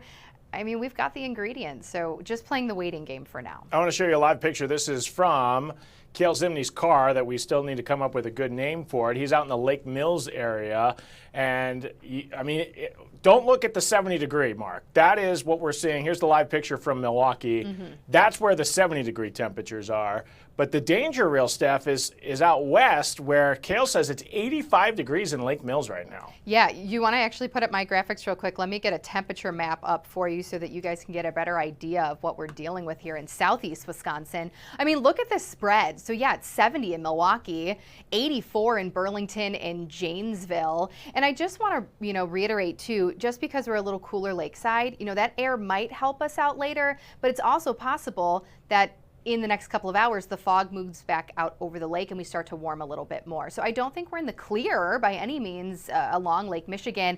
And then also, Ben, just a reminder, I talked about this on Wisconsin Weather Experts earlier. The lake breeze itself, wherever it is, which you can kind of see, it's draped across, parts of Milwaukee County up through Sheboygan County. The lake breeze itself is a boundary, almost a mini cold front, basically. So any thunderstorm activity that crosses it or interacts with it's it. It's a disturbance, right? Right. That's convergence, which means it could still produce some spin and a tornado. So I do think once storms cross into some of that cooler air, if we stay cool, yeah, it could certainly help us. But there are still a lot of factors leading to that potential for some strong storms, even in Milwaukee. Okay, just joining us again, we got tornado warnings out in Minnesota as predicted, this line is popping as this front moves into some really soupy and warm air that is over the Midwest right now. Now, Steph, if you're watching this and you're not a meteorologist, you're like, whoa, look, those storms are going to go way north and they're going to miss Wisconsin. This is a classic low pressure system that moves counterclockwise, right? So, I mean, this is all just going to keep redeveloping throughout the afternoon. Right, exactly. And so that is kind of what we're expecting. I know it looks like we are in the clear right now, but this system, including a warm front that's kind of passing through our area right now, we're still going to have the ingredients for more development. And again, it might still be a few hours away. We're thinking maybe the Madison area for our batch of storms to develop between 2 and about 4 o'clock. So we're just watching and waiting right now. But I also think that these storms will then move very quickly. So it could be one of those situations where they develop quickly, they strengthen quickly, and then they're out pretty quickly. But that severe weather threat, as we've been talking about for days now, has not changed. In fact, yesterday it pretty much increased for our area. So we've got the severe weather out in Madison. We know it's possible here too. Yeah, exactly. And we were talking about the timing hasn't really changed in the last 24 hours, Steph. You say it's going to happen quickly, but the timing is really bad for kids being outside this afternoon. So that hasn't changed at all, has it? No, it hasn't. And again, I mean, we're waiting, so we may have to tweak things a little bit. But that's the other thing about this threat. I think we've seen a lot of consistency within some of those numerical computer models that we look at, and that doesn't always happen. So I do think that's helping us out a little bit. But speaking of that time frame, with the fact that it could be anywhere between 4 and about 8 o'clock for this line to roll through southeast Wisconsin, if you're not going to be home during that time, which a lot of us won't be, right? Maybe you're going to be commuting during that time or shuffling kids to after-school activities. Make sure you keep this local app, Fox Local app, handy. You can still watch us broadcasting on this app. Tell your families, tell your friends. And also, I will report the league that my daughter plays soccer for, all practices have been canceled tonight. So probably a smart move. Yeah, probably what we'll continue to see for any outdoor sports, just out ahead of this potentially decent threat for severe weather. I know we always talk about the tornado possibilities, and I know there's even a stronger what was the wording that the National Weather Service says? A greater likelihood that if a tornado pops, it could be a strong tornado. Yeah. But we also need to worry about the hail that could come out of this system. Absolutely. In fact, I think this is one of those storms where, it's not necessarily going to be the strong straight line wind. We certainly could still see strong straight line wind over 70 miles per hour. We know that'll do damage, but we have the potential for some large hail with some of these storms as they roll on through. We've got some colder air aloft, and that always aids in hail development and becoming bigger. As we know, those raindrops just keep getting pulled up and freezing and growing. So yes, large hail, it could be, over an inch, over 2 inches in diameter, not out of the question here. So some stronger threats than just your normal run-of-the-mill severe weather or severe thunderstorms. To have a storm become severe, we always look for winds potentially over 56 miles per hour, as well as quarter-size hail, which would be 1 inch in diameter. So our threats today are a little more amplified than just those possibilities there. Yeah, be prepared. I know this is a run-through, I think, of the timing, right? Yeah. So, and I know you've been looking at different models. Are they still saying different things on when the storms could come through? Yeah, most of our modeling, the timing is pretty consistent. The one you're showing right now actually doesn't have much for us, but I think that's an outlier. The one that we like to look at when it comes to thunderstorm activity, and I'll skip to it right now, we call it the HRR, which is the high resolution model. The HRRR is another fancy word for it. It updates a lot more often than some of our longer duration storms, and it only goes out a certain amount of time, a day and a half or something like that, whereas our global and European models, those go out a week and a half. So these ones are usually a little more accurate, and I'll just kind of take you through this. Notice how we could potentially see those storms developing near the Madison area. Time frame for this run is around 5 o'clock for development. I do think it's going to be a little earlier than that, but it just goes to show timing could still be tweaked a little bit. But then notice how quickly this could potentially push through our area. So we're still really looking at that 4 to maybe 8 or 9 o'clock time frame. And notice how it develops really quickly, it strengthens really quickly. This is not the only model that's showing this. We have still that decent consistency, which is why we've been, messaging this for a couple of days now. Yeah, some good news. One of the tornado warnings has just been dropped out in Minnesota. You can see it's been replaced with a severe thunderstorm warning, I believe, is what that box is, right, Steph? Yeah, the orange is that severe thunderstorm warning, and I'm actually reading the latest from the National Weather Service in the Twin Cities. So that's their area, and we have this fancy chat system that we are able to look at, of course, our National Weather Service office and communicate with them, but all the offices across the U.S.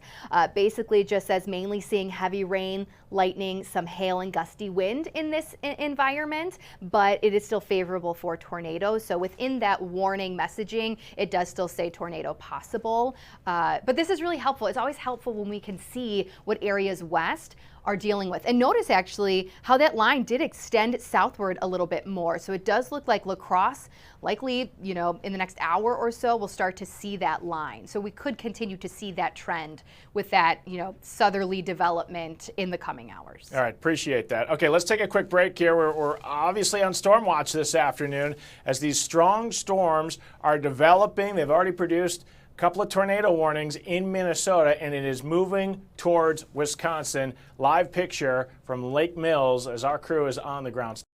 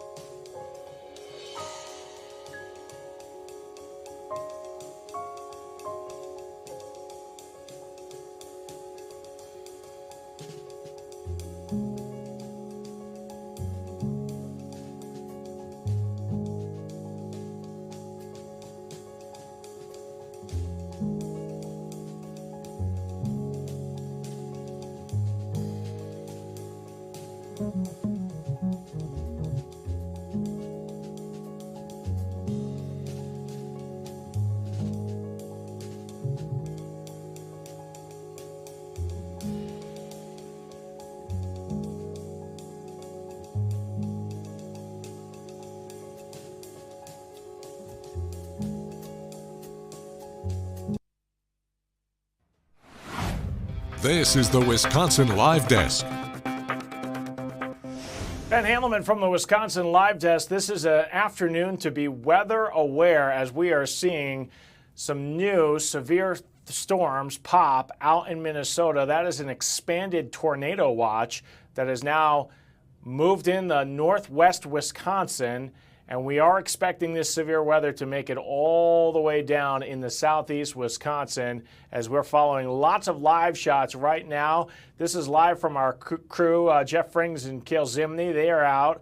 I believe they left Lake Mills and they're on the move. We'll check in with them in a second. This is a new picture that just popped up from Minnesota. Again, they've had a couple of tornado warnings in the state of Minnesota right now. Our partners at Fox 9, they're on wall-to-wall weather coverage right now as they still have one active tornado warning that is out to the west. You can see that there was a tornado warning issued just to the southeast of Minneapolis that is now formed into a severe thunderstorm warning for that area. And again, the National Weather Service is concerned that some of these storms, all of them really have the potential for rotation, and the possibility of tornadoes does stay. Not a good day to be on the lake if you're out. I'm going to bring Delaney, our producer, in. Delaney, a live picture. Where are we looking at right now? Hey, Ben, this is in Brainerd, Minnesota. Okay, Brainerd, Minnesota. You can see the wind picking up there on that lake, although I'm not seeing any severe weather yet, but we just saw some guy kind of move out of the way as no boats are in the water on this day. This is going to be a really bad afternoon, I think, for severe storms up in Minnesota. But our concern is really what's happening in our neck of the woods because we are following live on the development of these storms. Still a few hours away, maybe a couple of hours. Cale Zimney has been out west, and he is joining us live. I know you've been hanging out with Jeff Frings. Cale, what's the temperature out there now? It's still about 85. We are just got off the highway. We are near Sullivan. We are heading south. We're actually going to go take a peek near our friends at the National Weather Service. They're just about 10 minutes off the highway, so we were going to go check them out and pay a little visit over there. We're not going to go in and bother them because I imagine they're pretty busy, but I wanted to just see the big Doppler radar out there. You know, it wasn't that long that they had a tornado warning go right over their facility out there at the National Weather Service in Sullivan. It's like they've perfectly placed it, knowing that somehow severe storms always tend to pop in that area, Cale. Yeah, and I remember that because what's great about this, the National Weather Service and all the stations around, they all have coverage. So for the most part, if someone has to take cover at one of the National Weather Service offices in the area, basically the forecasting gets picked up by the next nearest National Weather Service. So pretty much the radar coverage on the entire country, they have overlapping coverage so that each office can help each other out if they have to take cover. Now, when it comes to weather headlines, this has become a national headline, kind of our area of the country today, because according to the meteorologists, all of the conditions seem to be right now for these storms to be popping, and we have seen them pop out to the west. Again, this is a live picture of all the current watches and warnings in the Midwest right now, in the upper Midwest between Wisconsin and Minnesota, and you can see they still have that tornado warning out west of Minneapolis, and they still have that severe thunderstorm warning to the southeast. Here's why. There's the radar. Stephanie pointed this out. Look at the line that's about to go through Minneapolis right now. That's been growing to the south. And Cale, the concern today is north to south. I mean, we're talking northern Wisconsin to southeast Wisconsin. That is the whole state. And I know you've kind of set yourself up in a central location here to be flexible, and you're able to move with that vehicle and the equipment that you've got on board. Yeah, we're kind of, like I said, setting up at the western edge of our viewing area. Hi. It's all going to depend on where things start firing up. And I imagine they are going to, like Stephanie said, move pretty quickly. So we're going to have to be in a position to either get on the highway or get somewhere so we're not trapped in it, but we can still get an image of it. And just as you were talking before, we just had an 86-degree temperature pop up, and the dew point's climbing as well. We're at 66.5. I don't know, 67 now, where we are. We're just heading south off the highway in Sullivan/Dousman. So it's getting soupy out there. Yeah, it's warm. It's definitely getting warm. Well, it's not getting warm. It is warm. It is warm. And it is a very different scene than what we're seeing out.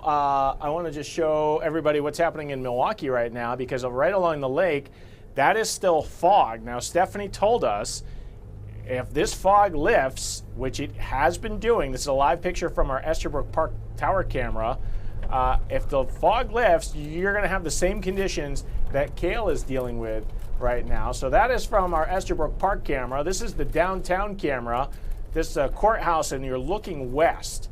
So that fog is starting to lift right now. Here's another downtown camera we have for you.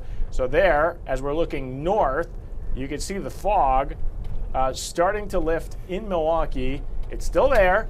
The temperatures are still down. I mean, it's a 16-degree difference from Milwaukee to where Cale is right now. So a lot of different scenes out there, a big difference between right along the lake and where you are, Cale. Okay, Cale, so you've got all this new equipment too. Where are you right now? Yep.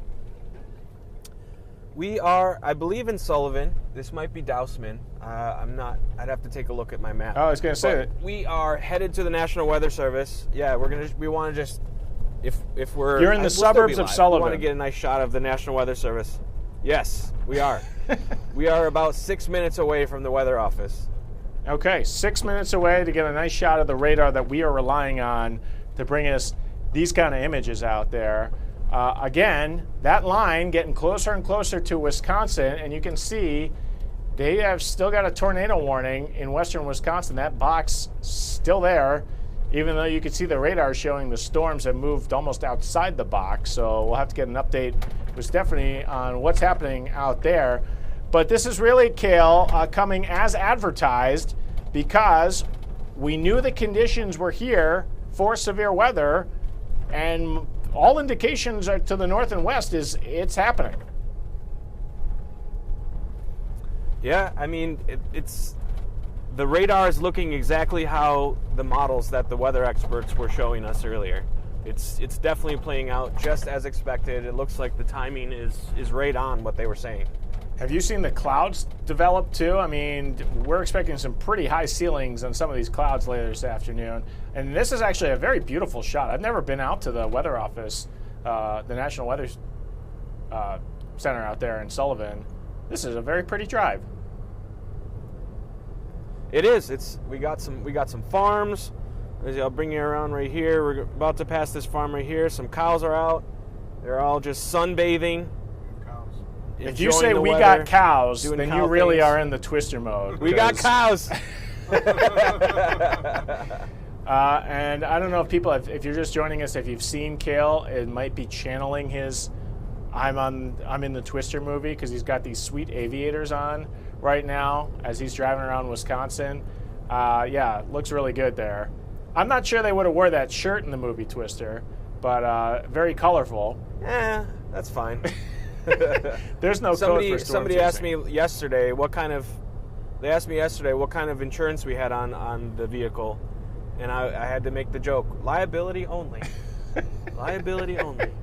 That's another Twister reference, of course, when they had to transfer Dorothy from Joe's truck to the other truck. And to be clear, our goal is not to drive right into a tornado and then release little plastic balls to get data. It is interesting because people don't realize this, and some of the YouTubers are so dangerous with this, and they're not very professional at it. But there is a way to storm chase, and you want to stay on a certain side of the storm as it passes by, right? Yeah, you definitely don't want to be right in the path of it. You want to be nice and well, I guess depending on your expertise, you want to be in a spot where you know the tornado is going to move away from you and not directly at you, which is why we have all the great weather experts back at the station who are going to help us guide around these storms so that we're not getting in them. All right, Cale, we're going to check in with you one more time. I appreciate you joining us here on the Wisconsin Live Desk as we're driving in. So when we come back, maybe we'll see the big... Yeah, we're about 3 minutes away from getting over to the National Weather Service office. Well, perfect time to take a quick break here. So again, getting new information. Stephanie Barkello, I can see she is standing by. We're going to ask her what's happening with these storms as they are about to move right into Wisconsin. You're watching the Wisconsin Live Desk.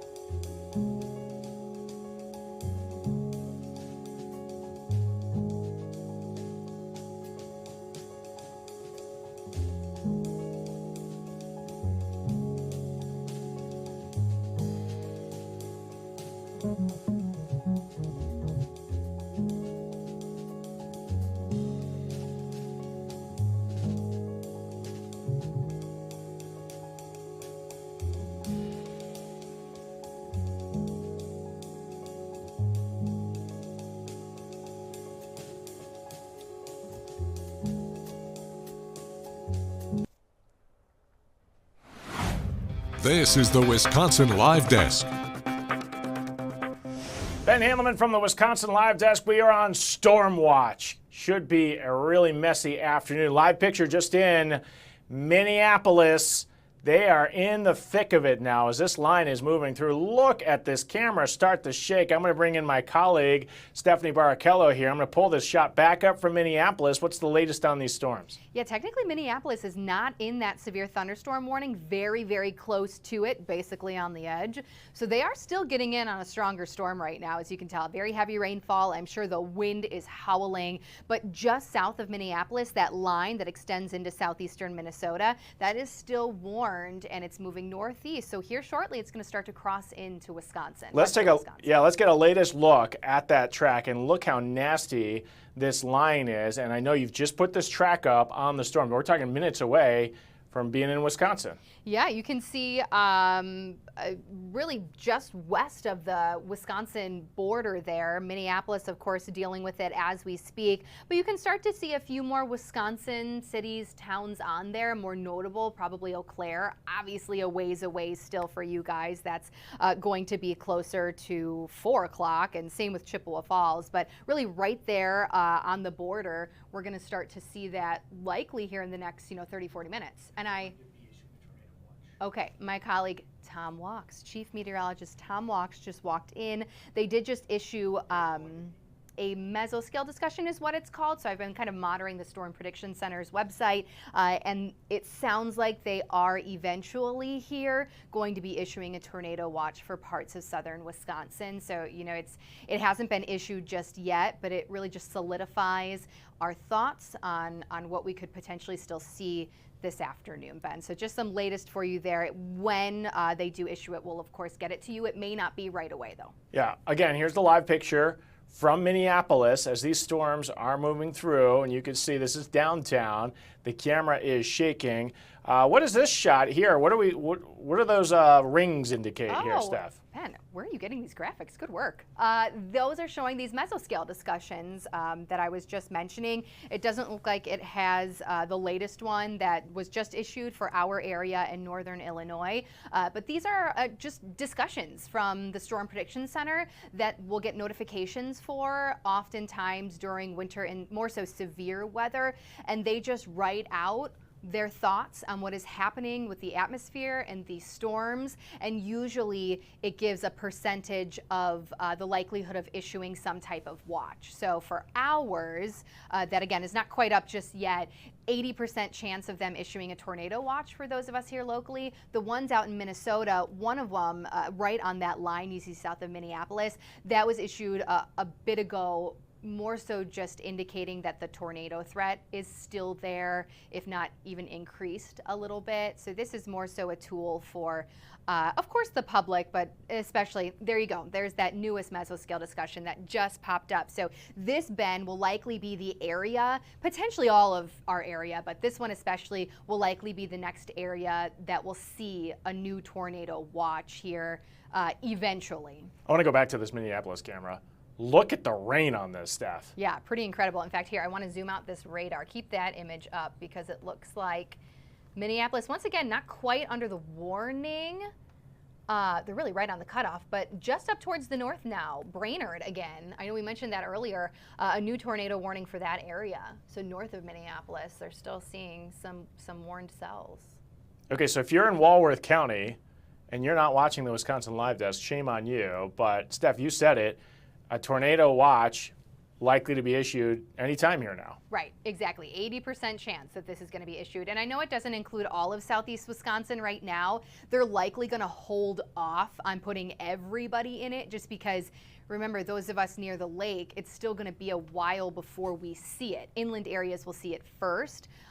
Then again, they may end up putting everybody in it. I'm not sure what they'll end up doing, but to say the very least, the areas highlighted here will be in a tornado watch shortly. I want to show you the live picture now from Milwaukee as we're still got some fog, and the temperature you're seeing on the lower left, that is the temperature in Milwaukee right now. Moments ago, it was 70 degrees. The fog is lifting, and Steph, right on cue, the temperature, as soon as that fog's out of here, it's climbing. It is climbing. Let's see, we're still in the 70s, but up to about 72 now. There are other lakeshore communities south of Milwaukee that are warming too. I mean, it's 73 in Racine. It looks like Kenosha's in the low 80s right now, but the northern lakeshore is still pretty cool. Not even quite to 70 in places like Port Washington as well as Sheboygan. So yes, there are still some spots that are going to stay cooler by the lake.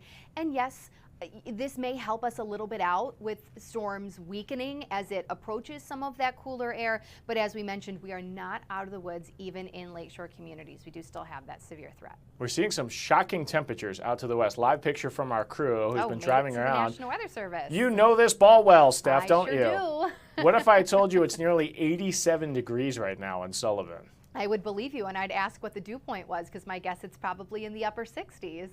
We're going to have to ask Kale in a second here on that.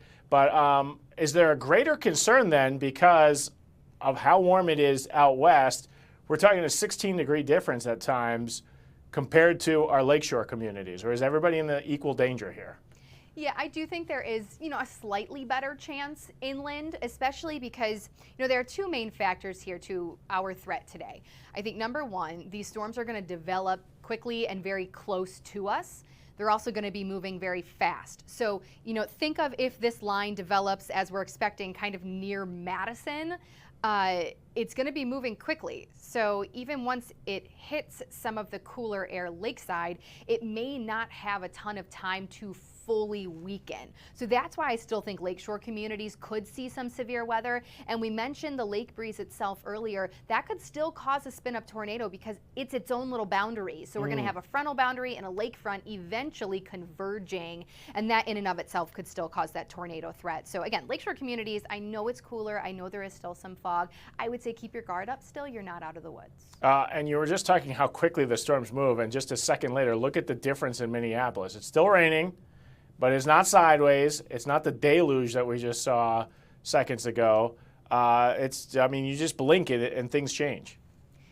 Exactly, and that line is still pretty strong just south of Minneapolis, really approaching the Wisconsin border right now. In fact, as I look towards southeast Minnesota, right near Rochester, pretty familiar with this area, it looks like there may be a hail core on that cell towards the south. I kind of want to check it out. So let's do it.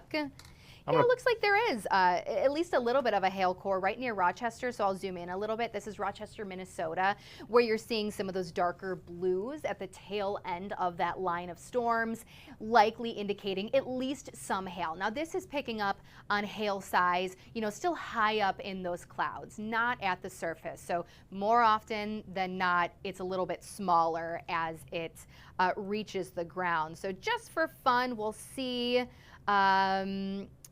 I guess I'm not 100% sure what the reading technically is for that area, but you can tell that it is a little bit more notable on the southern edge of that line, but other parts of that line also picking up on some hail cores. And we mentioned, Ben, I know we've been talking a lot about the tornado threat. Large hail is a really big threat as this line moves through our area as well. I would almost put tornadoes and hail kind of on an equal level here. Yeah, you don't want to get hit by, we're talking big hail is a possibility, right? Yeah, exactly. We could see some hail potentially even closing in on about 2 inches. And you remember, what was it, late April, I believe, that we out west had big hail already.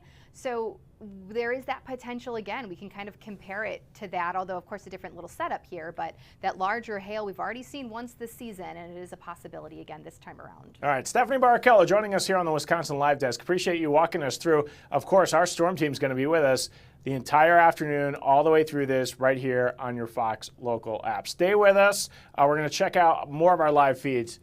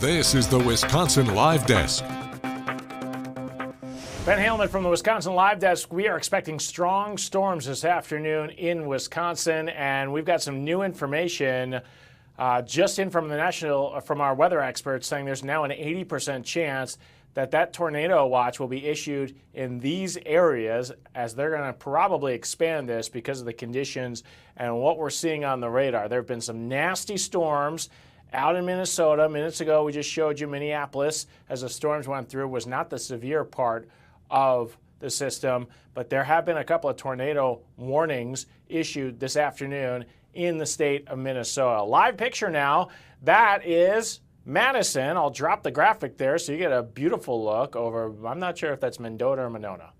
I don't know my Madison Lakes well enough, but it wouldn't be on the water in too much longer for all the boats that are out there, the sailboats, enjoying what is a very steamy day out west. I want to bring in Cale Zimney, who has been on our storm utility tracking machine that we don't have a name for yet. But Cale, we were just talking dew points. They're on the rise out there. They are. It is hot too. I just saw 88. We're at 87.5 now. Dew point is 68.5. It's been hovering right around 67, 68 degrees dew point out here in Sullivan. It is warm. We decided to take a peek at our friends out here at the National Weather Service. There's their office, and we were checking out the radar tower before. There it is. I got to cut you off here, Cale, because we got some new information, and Steph's zooming in on this. Tornado warning for the city of Minneapolis.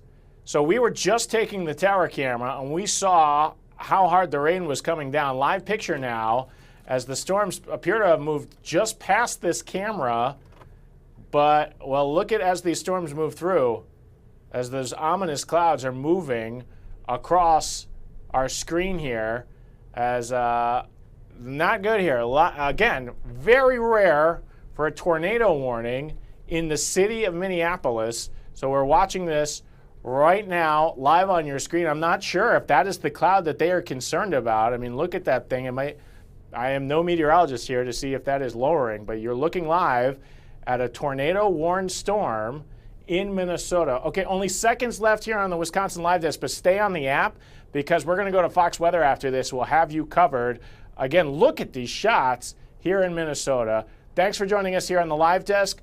Our live coverage continues right here exclusively on your Fox Local app. Service is provided at no cost to you through a federally funded program. We deliver, install, and train you on how to use your phone, all at no cost to you. Give your loved ones the independence and connection they deserve. Call now to see if you qualify to get a Clear Captions phone at no cost to you. Call 1-800-203-6635. That's 1-800-203-6635.